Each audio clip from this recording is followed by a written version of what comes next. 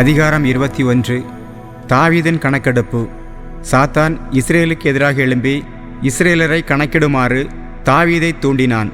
தாவீது யோபாவையும் மற்ற படைத்தலைவர்களையும் நோக்கி, நீங்கள் போய் பெயர்சபா தொடங்கி தான் வரை வாழும் இஸ்ரேல் மக்கள் தொகையை கணக்கிட்டு என்னிடம் கொண்டு வாருங்கள், நான் அதை அறிய வேண்டும் என்றார்.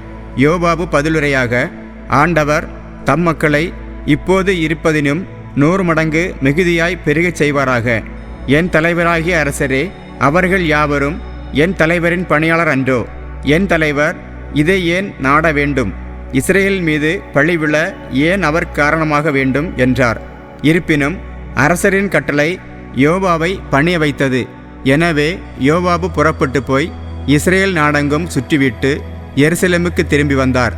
போருக்கு தகுந்த ஆட்களின் தொகையை யோபாபு தாவீதிடம் அறிவித்தார்.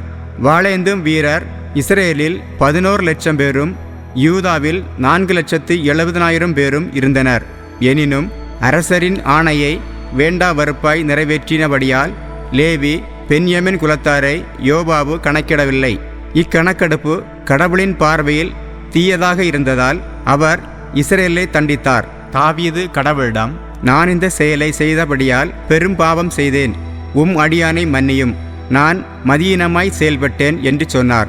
அப்போது தாவீதுக்கு திருக்காட்சியாளராய் இருந்த காத்திடம் ஆண்டவர் கூறியது, நீ தாவீதிடம் சென்று ஆண்டவர் கூறுவது இதுவே, நான் 3 காரியங்களை உனக்கு முன்வைக்கிறேன், அவற்றுள் ஒன்றை நீ தேர்ந்துகொள், அவ்வாறே நான் உனக்கு செய்வேன் என்று சொல் என்றார். காத்து தாவீதிடம் சென்று, ஆண்டவர் கூறுவது இதுவே, நீயே தேர்ந்துகொள், 3 ஆண்டு பஞ்சமா? உன் எதிரிகளின் வாளுக்கு அஞ்சி 3 மாதம் அவர்கள் முன் ஓடுவதா?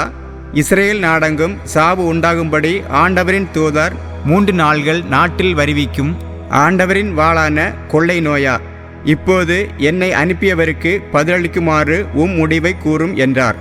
தாவீது காத்தை நோக்கி, நான் மிகவும் இக்கட்டான சூழ்நிலையில் உள்ளேன், ஆண்டவரது கையில் நான் விழுவேனாக, ஏனெனில் அவரது இரக்கம் மிகவும் பெரிது, மனிதர் கையில் நான் விழ வேண்டாம் என்றார். எனவே ஆண்டவர் இஸ்ரேலின் மேல் கொள்ளை நோயை அனுப்பினார். அதனால் இஸ்ரேலருள் 70,000 பேர் மாண்டனர். பின்னர் எருசலேமை அழிக்க கடவுள் ஒரு தூதரை அனுப்பினார். எனினும் அவர் அவ்வாறு அழிக்கும்போது ஆண்டவர் அந்த தீங்கை பார்த்து மனம் வருந்தி அழித்து கொண்டிருந்த தூதரை பார்த்து, போதும், உடனே நிறுத்து என்று கட்டளையிட்டார். அப்பொழுது ஆண்டவரின் தூதர் எபூசியனான ஓர்னானின் களத்தருகில் நின்று கொண்டிருந்தார். தாவீது தம் கண்களை உயர்த்திய போது ஆண்டவரின் தூதர் மண்ணுலகுக்கும் விண்ணுலகுக்கும் நடுவே உருவிய வாளை தம் கையில் பிடித்து அதை எருசலேம் மீது நீட்டியிருக்க கண்டார். அப்போது தாவீதும் பெரியோர்களும் சாக்கு உடை உடுத்தி முகங்குப்புற விழுந்தார்கள். தாவீது கடவுளை நோக்கி, மக்களை கணக்கிடச் சொன்னவன் நான் அல்லனோ? நானே குற்றவாளி, நானே தீமை செய்தேன். இந்த ஆடுகள் என்ன செய்தன?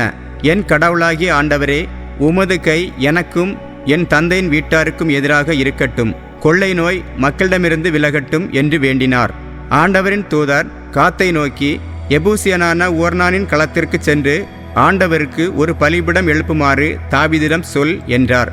ஆண்டவர் பெயரால் காத்து கூறிய வாக்கின்படி தாவீதும் சென்றார். அந்நேரத்தில் ஒர்னான் கோதுமையை போரடித்து கொண்டிருந்தார். அவர் திரும்பியபோது தூதரை கண்டார்.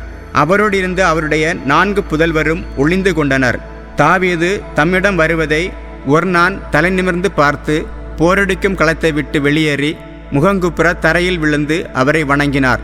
தாவீது ஒர்னானை நோக்கி, உமது போரடிக்கும் களம் இருக்கும் இடத்தை எனக்கு கொடும், கொள்ளை நோய் மக்களை விட்டு நீங்கும்படி அவ்விடத்தில் ஆண்டவருக்கு நான் ஒரு பலிபீடத்தை கட்ட வேண்டும், அதன் முழு விலையையும் உமக்கு தருவேன் என்றார். ஒர்னான் தாவீதை நோக்கி, என் தலைவராகிய அரசர் அதை எடுத்துக்கொண்டு தாம் விரும்பும் வண்ணம் செய்வாராக. இதோ, எரிபலிக்காக மாடுகளும் விறகுக்காக போரடிக்கும் கருவிகளும் படையலுக்காக கோதுமையும் இருக்கின்றன, அனைத்தையும் நான் தருகிறேன் என்றார். அரசர் தாவீது ஒர்னானை நோக்கி, அப்படியன்று, நான் அதை முழு விலைக்கு வாங்குவேன், உமக்கு உரியதை ஆண்டவருக்காக எடுத்துக்கொள்ள மாட்டேன், எனக்கு எந்த செலவுமின்றி எரிபலி செலுத்தவும் மாட்டேன் என்றார்.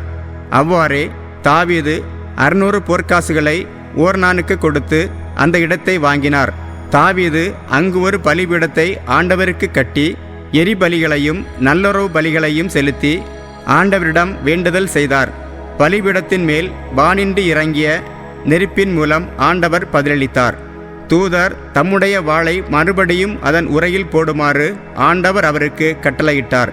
அப்பொழுது எபூசியரான ஓர்னானின் களத்தில் ஆண்டவர் தமக்கு பதிலளித்ததைக் கண்டு தாவீது அங்கேயே பலி செலுத்தினார்.